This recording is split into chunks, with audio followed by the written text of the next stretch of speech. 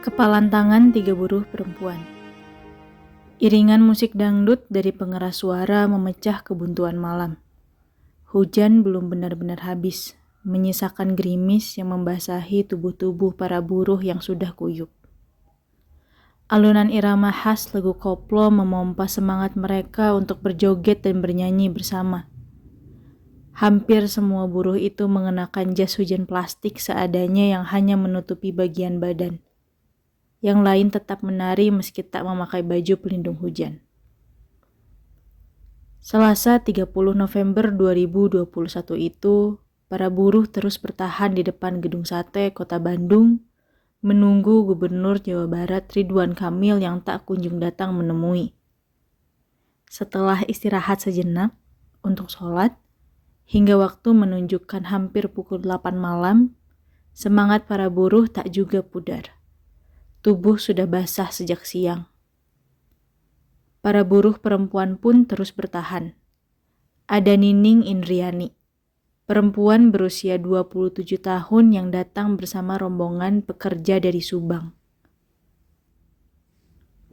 Dia sudah bekerja di pabrik sepatu impor Nike PT Taekwang Industrial Indonesia sejak tahun 2019.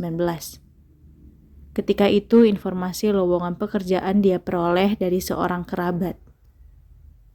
Semoga apa yang kita tuntut bisa didengar pemerintah. Kita rakyat itu susah, kita kehujanan sampai sakit. Gak mungkin mau kayak gini kalau kita gak kekurangan, ungkapnya. Harapan agar pemerintah mendengar dan lalu mau menaikkan upah, Nining dan kawan lainnya tentu sejalan dengan naiknya biaya kebutuhan hidup. Upah yang mereka peroleh saat ini dengan 8 jam bekerja di pabrik belumlah cukup. Ditambah lagi upah tersebut bukan untuk memenuhi kebutuhan hidup buruh seorang diri. Nining adalah perantau asal Palembang. Dia memantapkan niat berangkat ke Jawa Barat untuk mengais rezeki setelah beberapa pekerjaannya di Palembang dirasa kurang bisa menjamin kesejahteraan. Di sana, dia sempat bekerja sebagai buruh di kebun sawit. Dan di beberapa lainnya, perempuan yang lahir pada 4 Desember 1994 itu kini adalah orang tua tunggal bagi kedua anaknya. Sang suami telah meninggal dunia beberapa tahun lalu, akibat sakit saraf kejepit yang dipicu beban pekerjaannya yang teramat berat menjadi buruh di perkebunan sawit. Pekerjaan di perkebunan sawit memiliki resiko cukup tinggi. Meski Nining bekerja sebagai mandor, akhirnya setelah 6 bulan dia mencari pekerjaan lain. Nining sempat bekerja menjadi bagian administrasi di kantor kepolisian di daerahnya sekitar 8 bulan. Sebagai pemegang ijazah sekolah menengah kejuruan, gaji yang dia dapat tak seberapa. Dia memutuskan untuk pindah kerja lagi. Sudah sejak lulus SMK, Nining mulai bekerja. Namun penghasilannya tak juga cukup untuk membiayai adik dan orang tuanya. Dia memiliki 2 anak dari hasil pernikahannya dengan sang suami pada 2016 lalu. Alfian yang berusia 6 tahun dan sang bungsu yang baru berumur 4 tahun. Saat ini kedua anaknya tersebut dirawat oleh orang tua Nining di Palembang.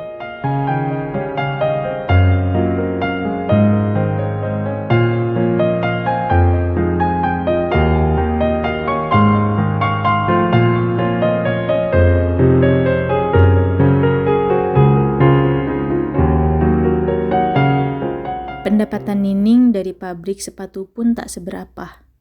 Mandek di besaran upah minimum Kabupaten Subang yang saat ini sebesar 3,1 juta rupiah per bulan. Dengan kebutuhan yang banyak, Nining harus menyisihkan pendapatannya untuk keluarga di kampung.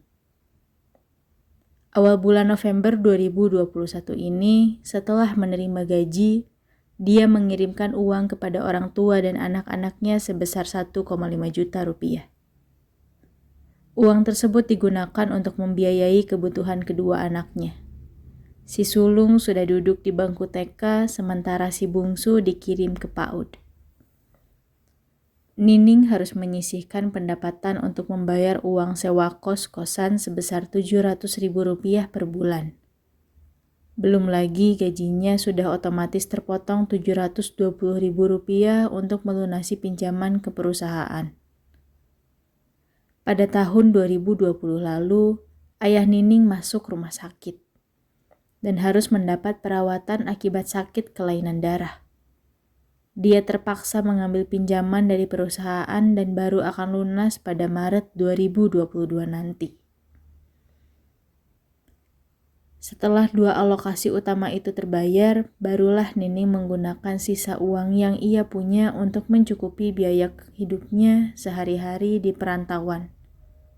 Tentu tak cukup. Agar dapat bertahan, Nining sesekali berjualan sepatu yang dipesan oleh rekan-rekannya di pabrik. Sepatu-sepatu itu dia ambil dari kota Bandung untuk kemudian dijual kembali. Nining sendiri yang berbelanja barangnya ke kota, menaiki sepeda motor. Namun, penghasilan tambahan itu hanya sesekali dia peroleh. Hanya ketika ada teman yang memesan. Tidak jarang, tiap akhir bulan, Nining sudah tak lagi memiliki uang untuk biaya makan. Jalan pintasnya, dia sering meminjam kepada teman. Sering gak ada uang. Setiap dari akhir bulan sampai awal bulan gak megang uang sama sekali. Kadang minjem ke temen buat makan. Ungkapnya. Tiap bulan pasti minjem ke temen. Gali lubang tutup lubang.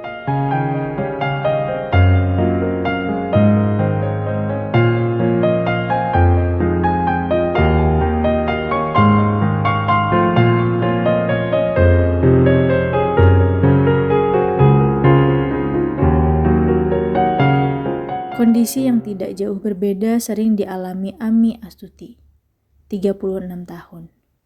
Dia juga merupakan pekerja di pabrik yang sama dengan Nining sejak 1 Juni 2015. Sebelumnya Ami hanya ibu rumah tangga. Sang suami pekerja harian lepas di perusahaan beras dengan pendapatan yang tak menentu. Jika sedang ramai pesanan, suaminya bisa mendapatkan uang. Namun, seiring pandemi, suaminya sering kali tak punya uang. Satu-satunya pengharapan keluarga, ia dari gaji Ami. Ami memiliki 4 orang anak. Si sulung Wildan berusia 18 tahun baru lulus SMK, dan saat ini sedang mencari pekerjaan. Anak kedua, Adrian, 14 tahun, sedang duduk di kelas 2 SMP. Sementara anak ketiganya, Sri Fatima, 11 tahun, bersekolah di kelas 6 SD. Dan si bungsu Sasa, 4 tahun, belum bersekolah. Tiap gajian, uang Ami seringkali langsung tandas tak bersisa. Sejak pandemi, selain pendapatan suami berkurang, anak-anak yang bersekolah daring membuat pengeluarannya bertambah. 2 anaknya membutuhkan telepon pintar untuk keperluan pembelajaran. Alhasil, Ami harus kredit HP untuk anak-anaknya. Karena gaji kita belum layak untuk biaya sehari-hari aja, kita masih minjem. Apalagi kalau suami lagi gak ada penghasilan. Ungkapnya ketika ditanya mengapa masih bertahan di depan gedung sate. Persoalan makin berat dengan pengeluaran lain. Ami juga punya hutang ke koperasi. Jika ingin mendapat uang tambahan, dia harus lembur untuk mendapatkan 3,3 juta rupiah. Namun pekerjaannya yang shift agak sulit untuk mendapat lembur. Jujur saja kita dari gaji gak kebagian. Karena punya hutang koperasi. Sehari-harinya kalau pengen dapat 3,3 juta rupiah harus lembur. Sedangkan pengeluaran lebih dari 4 juta rupiah sebulan. Jadi nutupin itu dari berutang gali lubang tutup lubang. Tuturnya. Sudah sejak 2 bulan lalu, Ami terus ikut dalam aksi unjuk rasa. Bersama para buruh di Kabupaten Subang, dia menuntut kenaikan upah sebesar 5% yang kemudian disetujui oleh Bupati. Perjuangan membuahkan hasil. Namun, keputusan akhir penetapan ada di tangan gubernur.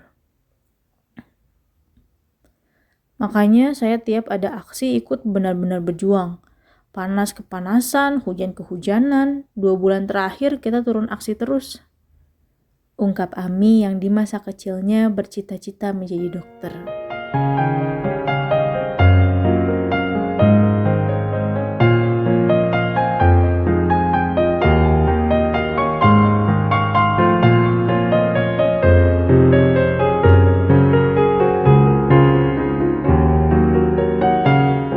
Sambil mengacungkan tangannya yang erat terkepal, Sri Martini, 48 tahun, salah satu pekerja di PT KHTEX di Sumedang, turut berjuang dalam gelombang unjuk rasa buruh di Gedung Sate. Dengan lantang dia merapalkan ayat-ayat puisi karya Etik Widya yang berjudul "Kepada Bapak-Bapak Penguasa". Suaranya menggema melalui pengeras suara. Ketika kami mengadu tanpa lampiran bukti, kau pura-pura peduli. Ketika segala penyiksaan terkuak ke permukaan, kau pura-pura berduka. Ketika kawan kami pulang tanpa nyawa.